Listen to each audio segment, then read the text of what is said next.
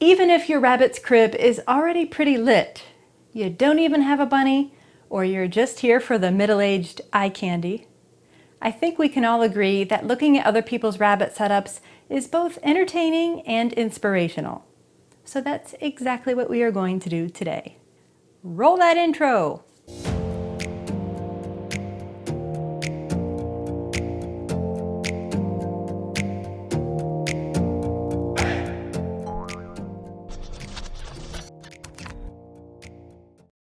What's up, everybody? I'm Diane, and I'll be your crazy bunny lady for today.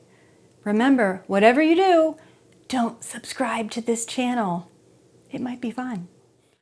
Welcome to Rabbit Room Tour episode number 5, and I am going to share 4 different viewer-submitted rabbit habitats with you today. And hopefully you'll get some ideas and inspiration for your own rabbit setup. At the very least, you'll just get to see some cute bunnies, right? So let's hop aboard a plane and head to Washington. Take it away! Oh wait, I'm doing the narrating? Okay, let's go. First, we have Ryan from Washington State and her bunny Maggie. Maggie is a Holland Lop and appears to be a black tort color. Now that just means tortoise shell, which is one of the most common colors in Hollands, and it's so beautiful, especially when the bunny has a really dark muzzle like Maggie does.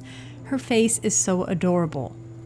Now, if you look at Maggie's back, in the lower section, you see a line in her fur, and that is simply where she has already molted out her old fur and the area that she has not yet molted. So if you were wondering what that line is, I thought it worth explaining. Ryan is making great use of this 7 by 7 foot loft. If you take a look at the roof pitch, it really isn't an ideal room to turn into a bedroom, so it's the perfect place for a little bunny nook like this.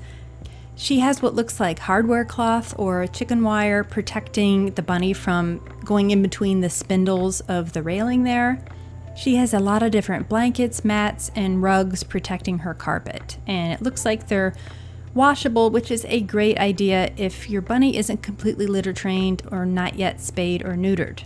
I love this little teepee she has for Maggie to sleep in. That is so cute. Next to that is a galvanized metal bucket, which she appears to be using to store hay.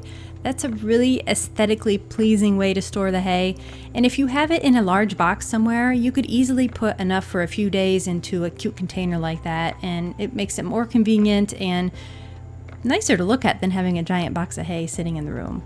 Maggie's got some nice sized food and water dishes, and it looks like a cat style litter box, which a lot of bunnies do like that large, deep litter pan, and you can put a lot of hay in there. Ryan has a cute little pillow for, I assume that's for Maggie, or maybe it's for when Ryan is up there hanging out with Maggie, and a nice assortment of toys, and that is really important so your rabbit doesn't get bored, to always have things that you want them to chew on, that they are allowed to chew on. Overall, it's just a very bright, welcoming space, and I would love to go up there and curl up with a good book, hang out with Maggie, maybe even take my phone and watch some Hollands on YouTube. You see what I did there? Nice job, Ryan. Next is Natalie from Michigan. I won't hold that against her. Go Buckeyes! And this is her bunny, Zeke. Zeke is 8 years old, and he looks like a broken chinchilla coloring. Looks a lot like my Hazel, don't you think? Now, at 8 years old, Natalie says Zeke is not neutered and probably won't be at this point due to his age. Natalie's setup for Zeke is a typical metal exercise pen. And what I like about exercise pens is that they are very easy to transport. If you have to switch your bunny's area often, it is so easy just to pick up the panels and move them to a different room. You can change the configuration very easily to fit the available space. It's great if you want to take it outside. It's just very flexible and usually pretty inexpensive as well. To protect her flooring, because Zeke isn't neutered and does still have some accidents, Natalie has some ceramic tiles with blankets on top, and she even has a Formica countertop. that she happened to have available, and she put that on top because Zeke doesn't tend to use that as a bathroom, so that helps to encourage him to go into the litter box to do his business. Natalie also has the hay in and above the litter box, which, as I have mentioned in my recent litter training video, is an excellent way to help your bunny use the litter box and to learn where to go, because they often are peeing and pooping when they are eating. Zeke has a lot of toys, and he has a little box it looks like to hop onto. Natalie said that the exercise pen was for when she was at school and could not supervise Zeke, and then when she was home, he could free roam. Now, fast forward 4 months, because yes, that's how long it's been since she sent me these pictures, Zeke is now free roaming, which I gotta give props to Natalie. Zeke is not neutered, and I'm sure he's still having some accidents, but if she has trained him well enough that she can let him free roam, that is really impressive. Zeke is a lucky bunny, and he's pretty adorable too. Let's hop on over to New Jersey to meet Mylie and her bunny, Wally. Wally is a chestnut lop. Love that color, so cute. And he is named Wally because Mylie thought he looked kind of like a walrus given his coloring. I kind of agree. Mylie also has a YouTube channel called MYLIE'S Small Pet Channel, and I'll put the link below. Mylie's setup is pretty unique. Until recently, I never even knew these transparent panel style exercise pens even existed. And I like that they, are transparent. They let a lot of light in, lets your bunny see out, lets you see in, and they look to be pretty flexible because you can stack them up if you need more height. You can adjust to fit the size of your room and the shape of your room. So they're really pretty cool. I'm curious if any of you have used this type of exercise pen. How does it hold up? I'm wondering if the bunny might be able to scratch through that plastic or if it's pretty durable. It obviously will be pretty easy to wipe clean if it got dirty. And it keeps your setup really bright and I think welcoming. I like it. On the floor, Mylie has some foam puzzle mats protecting her hardwood floors underneath. And those are great because they give your bunny traction. They're pretty wipeable. I mean, unless your bunny pees right in the cracks, and then it could be a little bit tricky to clean, but it's a really nice option because it's easy to fit the area that you need covered and protected. I will put some links below to this style exercise pen as well as foam mats and lots of the other items that you see in this video. Mylie has some fantastic enrichment activities for Wally. I really like that wooden hanging toy playground. I don't know what you call it, but it's pretty nifty and looks like it would be engaging for Wally. She's got a grass mat there as well, and of course, Amazon boxes, any box. Bunnies really like to play in, they like to flip, they like to shred, they like to pee on cardboard boxes, and those are pretty much free and easily replaceable, so I highly recommend those. We have some more grass mats over here and a nice sized water dish as well. Wally has a spacious rectangular cat style litter box and the hay is in there, so awesome job on that. Wally appears to be trying to do his business there. We'll give you some privacy, Wally. And how cute is Wally's little camper hideout? It says Happy Camper on it. Super cute, and he appears to really enjoy it as well.